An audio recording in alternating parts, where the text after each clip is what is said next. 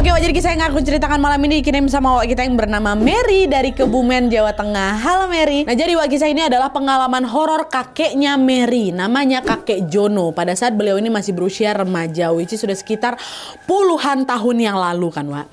Dan di sini tanpa mengurangi rasa hormat untuk memudahkan ceritanya, aku akan menyebut nama kakek dengan langsung aja, Wak, ya, Jono gitu. Sedikit informasi tentang Jono, Wak. Jadi dia ini merupakan keturunan orang terpandang di tempat dia tinggal. Dan generasi di atas-atasnya kakek Jono ini, Wak, punya kebiasaan selalu menjalani sebuah ritual turun-temurun, yaitu mengadakan syukuran dengan memotong ayam jago setiap Senin Pahing. Ini kegiatan yang sangat rutin dilakukan sama keluarga Jono yang sangat terpandang ini. Nah, kalau sampai mereka tuh tidak menjalankan ritual itu, biasanya mereka ini akan mengalami berbagai kejadian mistis yang menyeramkan. Nah, karena konsekuensi itulah mereka sekeluarga selalu patuh menjalankan ritual itu dan tidak pernah sekalipun terlewat. Setiap kali Senin Pahing, ritual kayak gitu. Sampailah pada suatu hari, Wak, keluarganya Jono ini mengalami masalah finansial. Hal itu yang akhirnya bikin mereka tidak sanggup membeli ayam untuk melakukan si ritual Senin Pahing itu. Jadi ritual itu memang kasih ayam gitu lah, Wak, untuk sesembahan apa kayak gimana nggak ngerti juga. Dan betul aja, Wak, setelah melewati ritual itu, keluarganya Jono ini mulai dihantui rentetan kejadian mistis yang super menegangkan. Dan gak cuman keluarganya aja, Wak, kawan-kawannya Jono yang kebetulan juga ada di rumahnya juga ikut menjadi saksi betapa seramnya kejadian itu. Jadi waktu ini, Wak, ya, pada suatu hari Jono ini lagi main sama dua kawannya, namanya Karyo dan Sugeng, bertiga nih. Saking asiknya main, mereka lupa waktu sampai hampir menjelang maghrib. Nah, gak lama ibunya Sugeng negur mereka, kalian ini main terus, sholat lah dulu sana, katanya gitu kan.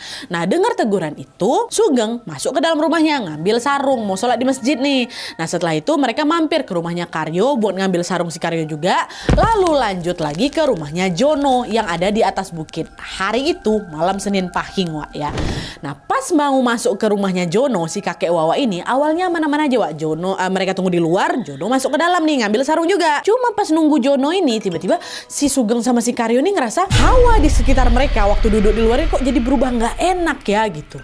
Nah, bersama dengan itu Jono juga nggak keluar-keluar dari rumah, Wak. Si Karyo ngeluh, Jono ini kemana sih, kok lama kali ngambil sarung aja. Dan gak lama setelah ngomong kayak gitu, Karyo tiba-tiba dengar ada suara geraman mirip seperti geraman harimau, Wak. Itu tuh bukan di hutan ya, tapi kenapa ada suara harimau dekat sini? Takutlah si Karyo kan, dia bisik, Geng, kok dengar, Geng? Iya aku dengar suara auman harimau kan. Kok perasaan aku gak enak ya, lo ya. Kita masuk aja lo ke rumah si Jono, yuk takut aku yuk Geng gitu. Masuklah mereka berdua ke rumahnya si Jono. Dengan langkah gugup Karyo Sugeng pun masuklah ke dalam rumah tanpa izin, langsung masuk aja gitu. Begitu masuk, mereka nengok Jono sama mamanya lagi duduk di pojokan, Wak, dengan wajah pucat ketakutan. Nah, di saat yang sama ibunya Jono tuh nengok mereka nyelonong masuk aja, langsung ngasih kode untuk tutup pintu tuh. Nah, tepat setelah pintu ditutup sama Karyo dan Sugeng, mereka semua yang ada di situ dikejutkan dengan suara geraman yang menggema kencang kali, Wak, dari luar rumah. Dan kalian tahu, Wak, tepat saat itu juga mereka melihat sisi dinding rumahnya Jono yang ada bagian yang dibuat dari bambu gitu, Wak, ngelengkung ke dalam. Jadi macam ada benda besar yang lagi bersandar dari luar. Kebayang kan, jadi macam ngelengkung kayak gitu. Dan gak lama terdengar suara harimau yang lagi gesek-gesekin badan entah kepalanya ke dinding itu sambil sesekali mendengkur pelan. Itu ditengok mereka berempat, Wak. Itu kayaknya yang bersandar ke situ tuh harimau tuh. Untuk membuktikan hal itu, mereka memberanikan diri, Wak, ngedeket ke dinding itu, mau ngintip keluar nih. Dan pas diintip, ada sepasang mata warna merah menyala dan ukurannya besar kali, Wak. Detik itu mereka baru ngeh kalau mata itu mata harimau. Refleks mereka langsung mundur berdoa supaya makhluk itu segera udah pergi dari sana. Astagfirullahaladzim, apa itu. Tapi setelah merapal berbagai doa, Wak, harimau tuh nggak pergi-pergi juga. Sampai akhirnya ketika azan maghrib selesai berkumandang, barulah cekungan di tembok itu perlahan-lahan menghilang dan harimau itu pun pergi. Udah nggak ada lagi suaranya. Setelah keadaan udah agak tenang nih, Jono ngomong, maaf ya kawan-kawan kalau kalian jadi takut.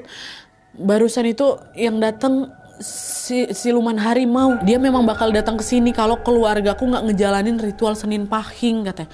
Hah? Emangnya itu ritual apa? Ada ritual kayak gitu, kata si Karyo kan.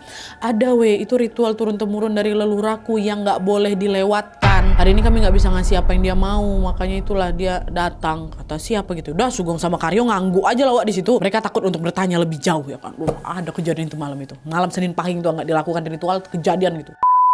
Nah singkatnya waktu pun berlalu seperti biasa. Tapi semakin hari Wak, kondisi ekonomi keluarganya Jono ini makin memburuk. Suatu hari bapaknya Jono ini bilang ke istrinya, Bu, beberapa bulan ke depan kita kayak nggak bisa lah melakukan ritual Senin Pahing lagi soalnya bapak nggak punya uang katanya. Oh iyalah Pak, mau diapakan lagi. Tapi jujur ibu takut kalau sosok harimau itu datang lagi Pak katanya. Cuman karena kondisi udah terdesak kali, ibu pun mencoba maklum lah Wak, dan berusaha untuk menepis pikiran buruknya. Dah lah tuh, hari pun berganti sampai akhirnya hari Senin Pahing datang lagi. Waktu itu Jono sama kedua kawannya si Karyo sama si Sugeng lagi main-main juga di rumahnya si Jono. Nah di tengah asiknya bermain, Sugeng ini tiba-tiba ngomong, Jono, nanti sore kita ke musola bareng ya, tapi berangkatnya dari rumah kau katanya. Boleh sih, cuman masalahnya ini malam Senin Pahing Wak, aku takut harimau tuh datang lagi. Soalnya orang tua aku juga belum bisa ngadain ritual. Nah Sugeng jawab, nah justru itu kawan, justru itu aku sebenarnya mau ke rumah kau juga karena aku penasaran kali, pengen lihat dia lagi. Jangan gitu kata si Karyo kan, jangan kayak gitu, aku takut, udah mending aku balik aja gak usah ikut kata si Karyo. Cuman meskipun kedua kawan ini takut Wak, Sugeng tuh tetap kekeh, aku pengen nengok sosok tuh lagi katanya. Karena dia terus maksa, Jono dan Karyo pun akhirnya luluh juga. Ya udahlah ayo gitu kan. Sore itu menjelang maghrib mereka pun berkumpul Wak di rumah Jono sambil nungguin itu sosok harimau itu datang lagi ya kan. Nah ketika azan berkumandang, orang tua Jono udah duluan berangkat ke masjid untuk sholat maghrib berjamaah. Sementara mereka bertiga ini stay di rumah Wak, nggak jadi sholat di masjid. Gara-gara mau tengok si siluman tadi tuh. Di rumah itu mereka udah pada nyusun posisi masing-masing nih buat ngintip harimau tuh dari dalam ya kan. Sugeng jongkok di belakang pintu, sementara Jono sama si Karyo ngumpet di balik tembok ruang tamu sambil nahan napas tuh. Mereka semua udah on position, diam gitu kan. Betul, beberapa saat kemudian tiba-tiba terdengar suara sesuatu yang menggeram pelan dari kejauhan. Nah itu datang dia.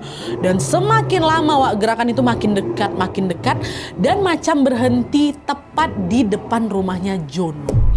Gak lama setelah itu rumah Jono, bukan yang meleot lagi dindingnya Wak, mendadak berguncang hebat, bergetar dulu, barulah itu kemunculan cekungan besar di dinding muncul lagi. Panik mereka langsung di semua situ. Semua cuma bisa saling pandang dengan wajah ketakutan. Nah Sugeng kan yang pengen nengok kan, dia lah, udah aku tengok cepat, tengok gitu. Dia berani ngintip keluar, dan pas dia ngintip di sana dia bisa melihat jelas kalau si sosok siluman itu datang lagi. Dan kali ini dia nggak cuma nyender aja Wak, dia datang mutarin rumahnya Jono sambil ngeluarin suara dengkuran panjang. Belum sempat bereaksi apa-apa, Sugeng tiba-tiba dibuat kaget karena kan lagi jalan tuh. Jalan, harimau itu noleh ke dia dan natap si Sugeng dengan mata merah menyala. Ya Allah. Gak lama setelah itu dia ngaum Wak, sampai sisi rumah itu ikut bergetar juga. Dan di titik ini mereka cuma mereka cuma bisa diam, nahan napas, dan gak ada yang berani gerak. Barulah setelah azan maghrib selesai, si sosok itu akhirnya pergi ninggal di rumahnya si Jono. Setelah harimau itu pergi, Sugeng kan yang nengok, dia langsung laporan ke si Jono sama Karyo. Astagfirullahaladzim, aku bisa nengok harimau tuh, seram kali Wak, matanya merah, badannya besar, terus dia nengok aku pula, macam dia tahu kalau aku lagi ngeliatin dia. Nah itulah kan kau, makanya aku jangan macam-macam, gak usah sok-sok nantangin lagi. Nah, kejadian malam itu akhirnya diceritakan Jono ke orang tuanya nih waktu orang tua udah balik kan. Dengar cerita itu, orang tuanya jadi makin khawatir, bukan karena takut Wak, tapi karena sadar pentingnya menjaga amanah leluhur gitu loh Wak. Mereka pun akhirnya dari situ bertekad melakukan apa saja agar tradisi Senin Pahing ini tetap bisa dijalankan sebagai bentuk rasa hormat mereka. Dengan kerja keras siang malam kayak itu, keluarganya si Jono ini pun perlahan mengumpulkan uang untuk menggelar syukuran rutin di Senin Pahing itu. Udah lah tuh dia kumpulin duit, nabung dikit-dikit kan. Jadi setiap Senin Pahing dilakukan ritual lagi. Nah setelah ritual itu diadakan kembali Wak, kehidupan keluarga Jono pun agak mulai tenang. Jadi kalau misalnya mereka lakukan ritual, siluman tuh gak datang. Dan di hari lainnya juga gak datang Wak. Udah agak tenang nih, mereka udah gak pernah lagi ngalamin kejadian mistis lagi. Dan kembali menjalani hari seperti biasa. Waktu pun berlalu, sampai akhirnya ketika Jono menginjak usia 20 tahunan, keluarga mereka kembali dilanda masalah ekonomi dan terpaksa lagi untuk menghentikan ritual ini Wak. Seperti yang bisa kalian tebak, di saat ritualnya berhenti, gangguan mistis itu datang lagi, dan yang ada ini levelnya jauh lebih ekstrim dari sebelumnya. Nah jadi setelah belasan tahun berlalu, Jono masih berkawan baik Wak sama Karyo dan Sugeng, dua kawannya tadi. Nah suatu hari Jono ini cerita, Wak, perasaan aku kok nggak enak ya. Orang tuaku lagi nggak punya uang lagi nih. Jadi kami nggak bisa lakukan ritual itu lagi. Sugeng nyaut lagi, justru itu menarik itu. Aku kok jadi kangen ya sama dia ya. Aku penasaran, kan dia kan juga udah lama kan nggak datang ke kalian. Kita buktiin aja itu betulan datang lagi apa enggak. Kata si Sugeng, apa nih? Janganlah aku ngomong sembarangan kayak gitu. Kalau dia datang betulan kayak mana? Ada bagus belasan tahun dia nggak datang. Ya justru itu, kok nggak penasaran? Coba aja buktiin. Siapa tahu dia memang udah nggak datang, jadi kok nggak perlu lagi lakukan ritual itu. Udah malam ini kita buktikan aja. Nah dengar ajakan itu, Jono agak iya juga ya. Lebih baik aku buktiin aja. Siapa tahu setelah belasan tahun aku selalu ngasih dia, terus baru sekali ini aku nggak ngasih, bisa jadi dia nggak kenapa-napa, ya kan? Atau bisa jadi dia ternyata juga sudah hilang dari lama. Cuman macam mana kalau ternyata iya ya? Udahlah nggak usah lagi, kata si Jono kayak gitu. Udah nggak usah lagi bahas, udah kita ke masjid aja nih, udah mau maghrib. Tapi gila nih Sugeng sama si Karyo juga ke masjid kan Wak. Nah waktu selesai sholat balik lagi Sugeng ini mengutarakan maksudnya untuk ngeliat sosok itu. Ayolah weh, kita buktikan aja. Kalaupun dia datang kan kok nggak sendirian, ada kami berdua. Ngapa pula aku dibawa-bawa, kata si Karyo kan. Udah lah ikut aja. Nah perkataan inilah yang membuat si Jono akhirnya luluh juga. Dia ngebatin, iya juga ya, kalau mereka ada kan jadi rame di situ, dan mungkin suasananya juga nggak semenakutkan itu kan, kami udah besar gitu kan. Nah dari situ Wak Jono pun akhirnya memperbolehkan Sugeng dan Karyo bukan cuma untuk datang aja, tapi menginap di rumahnya nanti malam. Singkatnya, setelah malam tiba, anehnya nih, kan ritual nggak dilakukan.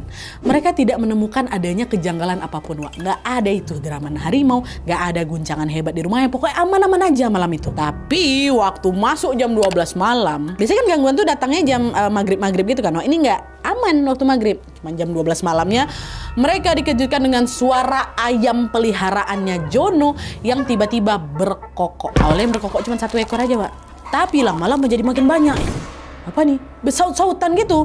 Nah selain ayam berkokok Wak, mereka juga dengar ada riuh anak ayam yang baru menetas. Mereka bukan berkokok lah ayamnya, bukan cuit gitu kan.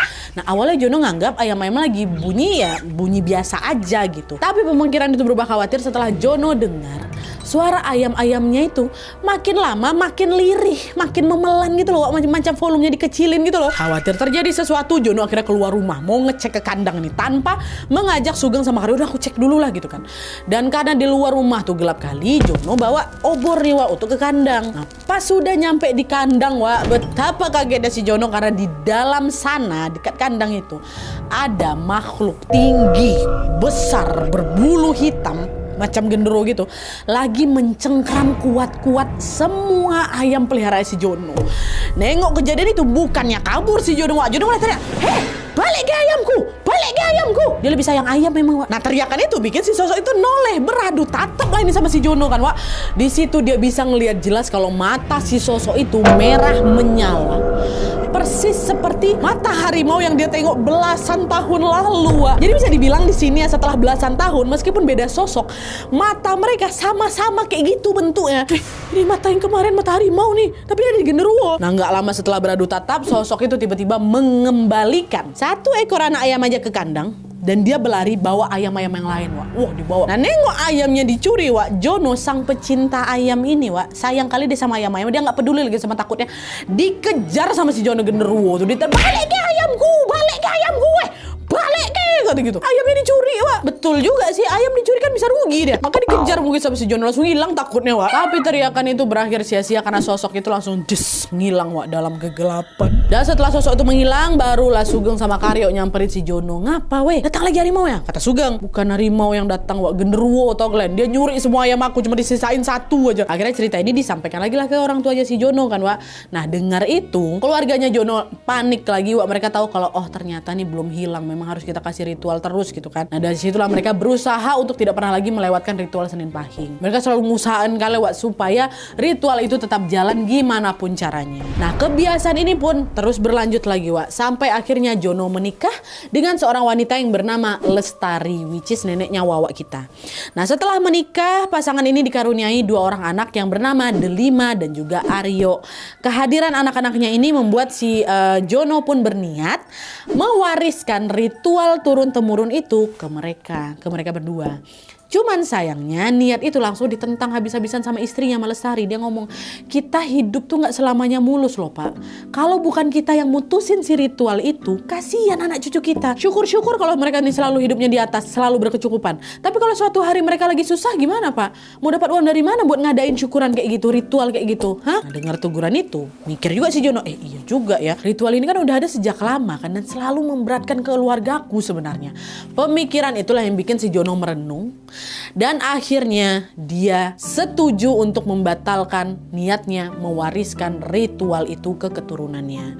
Selesai ngebatalin Jono pun perlahan-lahan mulai ninggalin kebiasaan ritualnya itu. Jadi setiap Senin Pahing datang nih Jono memberanikan diri untuk tidak lagi mengadakan syukuran atau menyembelih ayam, meskipun dia tahu aku pasti bakal dihantui sama kejadian-kejadian mistis seperti yang udah-udah dari dulu gitu kan. Khawatir gangguan itu muncul lagi setelah mereka nggak kasih ritual. Sebelum maghrib tiba di hari Senin Pahing itu, Jono langsung berdoa. Dia langsung meminta perlindungan kepada Allah Subhanahu wa Ta'ala, dan berkat niat baiknya itu malam itu Jono sama sekali nggak ngalamin kejadian mistis. Nggak ada kejadian genderuwo, nggak ada suara-suara auman macan. Pokoknya malam tuh jadi normal-normal aja sampai pagi nggak ada. Nah karena merasa doanya terjawab, Jono pun makin nagih mempertebal imannya dengan memperkuat ibadahnya lagi. Dia nggak pernah telat sholat, berusaha puasa Senin Kamis, bersedekah. Pokoknya dia betul-betul mengamalkan ajaran Islam dengan sebaik-baiknya lah gitu Wak. Perubahan itu tentunya membuat Lestari pun merasa senang kali.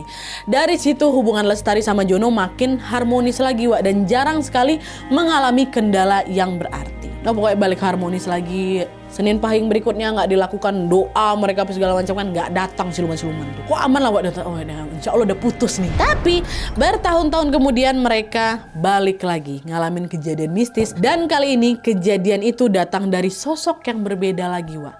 Bukan genderuwo, bukan juga siluman harimau.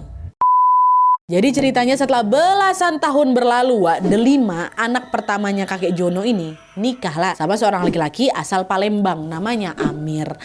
Bukan Amir, Amri. Nah setelah nikah Delima diajak Amri lah kan merantau ke Palembang. Nah pada suatu malam entah kenapa Jono kepikiran Wak sama anaknya, sama Delima, sama Amri menantunya ya kan.